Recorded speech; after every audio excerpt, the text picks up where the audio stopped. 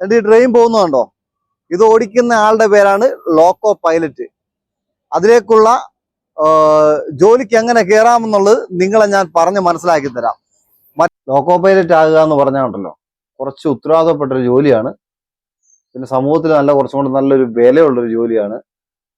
അത് ആദ്യം നമ്മൾ ആ ജോലിക്ക് കയറുമ്പം ലോക്കോ പൈലറ്റ് ആയിട്ടല്ല കയറുന്നത്, അസിസ്റ്റന്റ് ലോക്കോ പൈലറ്റ് ആണ് കയറുന്നത്. അതിന് വേണ്ട കുറച്ച് യോഗ്യതകളെ കുറിച്ച് ഞാൻ പറഞ്ഞു തരാവേ. ഇതിന് വേണ്ട വിദ്യാഭ്യാസ യോഗ്യത എന്ന് പറഞ്ഞാൽ 10ാം ക്ലാസ് മതി. പക്ഷെ അതിൻ്റെ കൂടെ ITI വേണം. ITI എന്ന് പറയുമ്പോൾ നമ്മുടെ മെക്കാനിക്കൽ പരമായിട്ടുള്ള സർട്ടിഫിക്കറ്റുകൾ, അതിൻ്റെ 1-2 ട്രേഡുകൾ ഞാൻ പറയാം.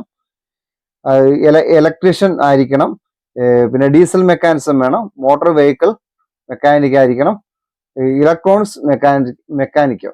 ഇത്രയാണ് ITIയുടെ ഇത് വരുന്നത്. അതുകൂടാതെ പിന്നെ വരുന്ന ഡിപ്ലോമയിൽ വരുന്നത് മെക്കാനിക്കൽ ഡിപ്ലോമ, അല്ലെങ്കിൽ ഇലക്ട്രോണിക്സ്, ഇലക്ട്രിക്കൽ, അല്ലെങ്കിൽ automobile engineering.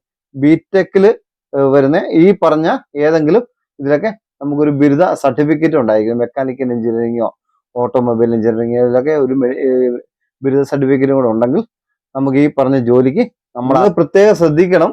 Railway recruitment board പുറപ്പെടുവിക്കുന്ന വിജ്ഞാപനങ്ങൾ കൃത്യമായിട്ട് ശ്രദ്ധിച്ചാൽ മാത്രമേ ഉള്ളൂ നമുക്ക് ഈ എക്സാം നമുക്ക് എഴുതാൻ പോകാൻ പറ്റുള്ളൂ. അതുകൊണ്ട് എല്ലാവരും ഒന്ന് ശ്രദ്ധിച്ച് അത് ചെയ്തോണം. പിന്നെ ഞങ്ങളുടെ വീഡിയോ ഇഷ്ടമായാൽ അത് ലൈക്ക് ചെയ്യുക, ഷെയർ ചെയ്യുക, സബ്സ്ക്രൈബ് ചെയ്യുക കേട്ടോ. എല്ലാവരും ഒന്ന് സപ്പോർട്ട് ചെയ്തേക്കണേ.